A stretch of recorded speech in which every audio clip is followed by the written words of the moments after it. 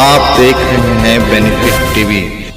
नमस्कार, मैं रविंद्र कुमार और आप देखना शुरू कर चुके हैं बेनिफिट टीवी न्यूज। हम जनता की आवाज़ लगातार उठाते रहते हैं, जनता की समस्या लगातार आप तक पहुंचाते रहते हैं। जिस तरह की देश में लोगों को रोजगार देने के बजाय लोगों से रोजगार छीना जा रहा है, इसी पर हम बात करने के लिए आज हमारे साथ हरिकेश्वर राम जी हैं, जो कि काफ़ी जानकार व्यक्ति हैं। इस संबंध में इन्होंने कई बात कहा है कि आखिर किन लोगों को नौकरी पर रखा जा सकता है और कैसे हटाया जा सकता है। तमाम बातों पे हम चर्चा करेंगे। हम चर्चा करने से पहले आपको बता दें कि पूरा ये वीडियो संविदा कर्मी और आउटसोर्सिंग पे आधारित है।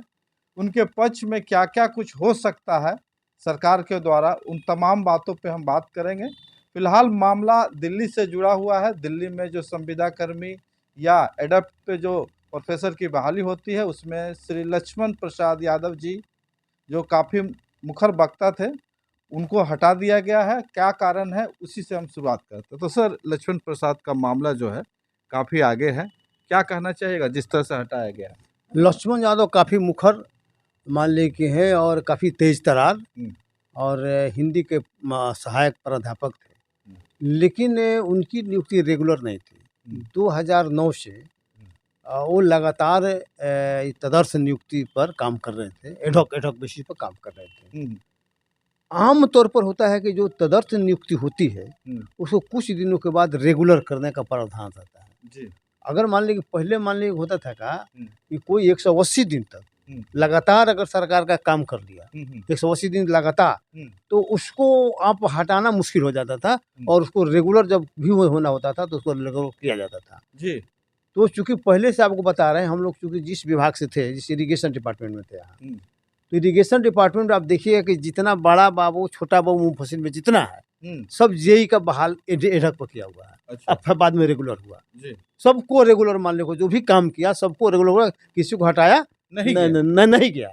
ठीक है। और चूंकि वहाँ पर तदर्थ नियुक्ति में प्रोफेसर उनको ऐसे ही नहीं हुआ होगा, ऐसा नहीं कि कोई किसी को उठा कर रख दिया, उनका हित नाता रिश्तेदार प्रोफेसर था इसलिए उनको बजाते। उस समय भी उनको इंटरव्यू हुआ होगा, उस समय भी उनका योग्यता का जांच हुआ होगा, लेकिन चूंकि किसी कारण से नियमित नियुक्ति नहीं हो पाई। ठीक है। तो किसी कारण से जब नियमित नियुक्ति नहीं हो पाई और जो आदमी योग्य है, तो जैसे ही उनको योग्यता मान लीजिए आप नियमित नियुक्ति करने की स्थिति में आ जाते हैं तो उनको ले लेना चाहिए, उसके बाद मान लीजिए दूसरे को लेना चाहिए था। क्या विभागीय परीक्षा हुई थी क्या सर इनको फिर नियुक्ति करने की? एक विभागीय होता है, एक जनरल होता है। नहीं, नियुक्ति अभी जो नियुक्ति का जो प्रक्रिया चल रहा है अभी जो सेंट्रल यूनिवर्सिटी का है, तो उसमें इंटरव्यू मान के लेता है और इंटरव्यू के माध्यम से मान ले के सिलेक्शन कर दिया, आज जिसको हुआ उसको नियुक्त कर लिया। तो अभी हुआ क्या कि इनके जैसा 1000 से ज्यादा आदमी एडहॉक पर काम कर रहे था, सबको हटा दिया गया। जी, ये तो और बड़ा गंभीर। उनकी जगह पर नियमित नियुक्ति कर ली गई, लेकिन नियमित नियुक्ति किसको की गई, ये जो छनकर जो बात आ रही है,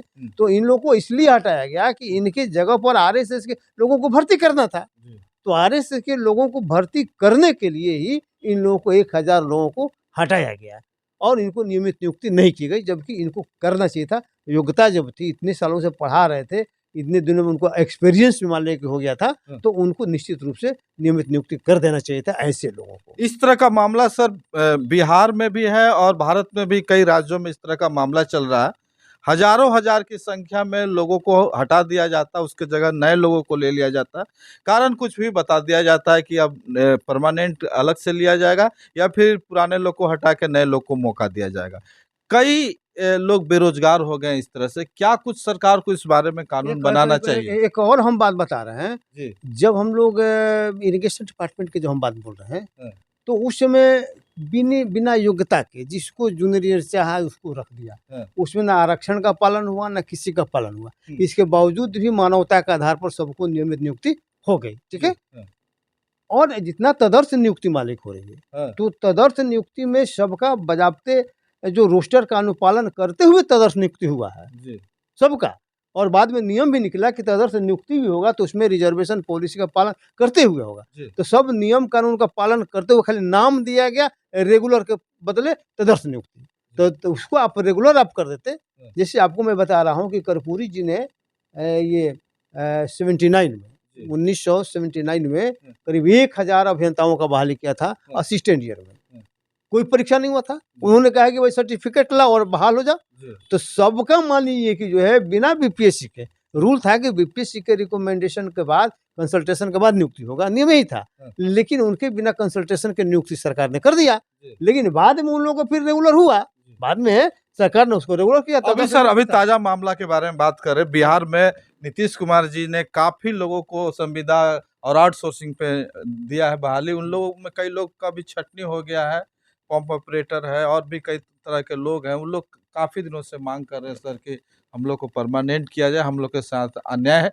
ये मानवाधिकार का मामला बोल रहे हैं, बनता है कि नहीं बनता? एकदम बनता है। मान लीजिए, देखिए सबसे बड़ी बात है कि कोई अगर 10 साल, 5 साल, 8 साल, 10 साल अपना जवानी खपा दिया, तो उम्र में नौकरी पाने का एक उम्र होता है, ठीक है। तो मान लीजिए कि 35 साल है, मैक्सिमम 40 साल है, तो मान लीजिए कि आप नौकरी में तदर्थ नियुक्ति में रखे, उसका उम्र 42 वर्ष हो, तब कहाँ जाएगा वो? मान लीजिए कि टाइप का काम करता था, कंप्यूटर ऑपरेटर काम करता था, और उसका मान लीजिए कि 42 साल उम्र हो गया, आप कहेंगे तुमको हम हटा देंगे, रेगुलर नहीं करेंगे, तो आदमी कहाँ जाएगा? उसका तो लाइफ आपने चौपट कर दिया ना। उसका उम्र एक तरह से जो मेन लाइफ था उसका, उस लाइफ को आपने चौपट कर दिया।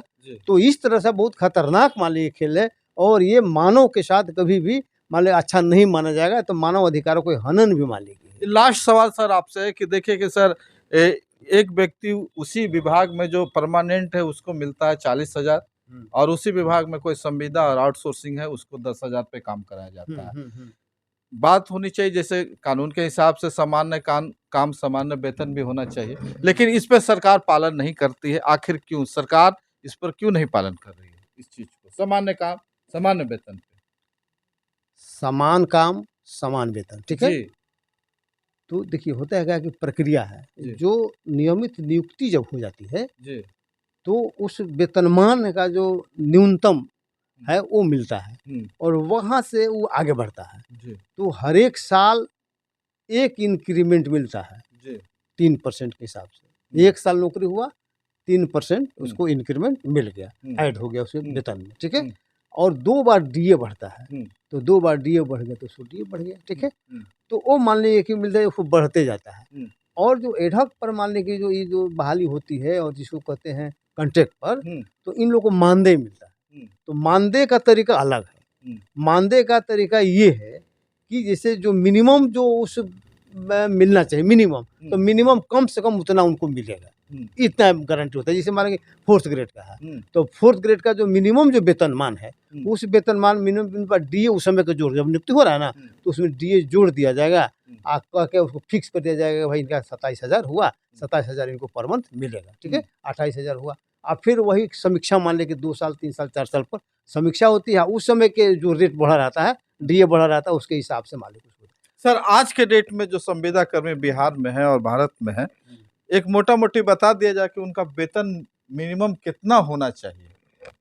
नहीं, अब किस रैंक में है? नहीं सर, कोई भी नहीं सर, कोई रैंक में हो, जीवन यापन के लिए क्या उसका कोई देखिए मिनिमम जो है आज के तारीख में जो नया नियुक्ति होता है, तो 4th ग्रेड में चपरासी में, तो जो चपरासी मान लीजिए तो उसका न्यूनतम मान लीजिए वेतन जो है कम से कम 30,000 आज बन रहा है। न्यूनतम उसका बनेगा तो 30,000 नया नौकरी करेगा, ज्वाइन करेगा तो न्यूनतम उसको 30,000 बनेगा।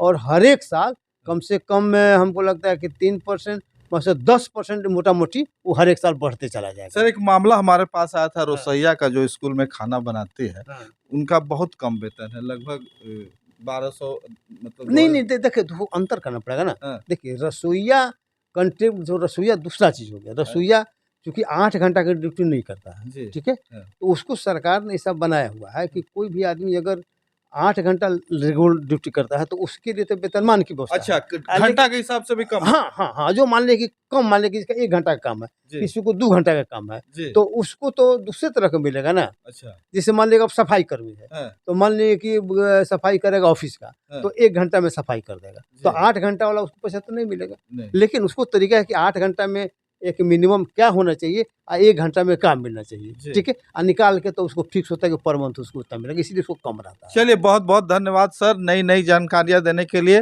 तमाम अपने व्यूअर को धन्यवाद देना चाहेंगे कि अगर कोई भी कमेंट इस सवाल से करना चाहते हैं जरूर कमेंट कर रहे हैं। अगर अभी तक हमारे चैनल को सब्सक्राइब नहीं किए तो जरूर सब्सक्राइब कर लें। ऐसे ही वीडियो लेके हम आते रहेंगे। मैं Ravindra Kumar, benefit TV news Patna. जय भीम, जय भारत। आप देख रहे हैं बेनिफिट टीवी।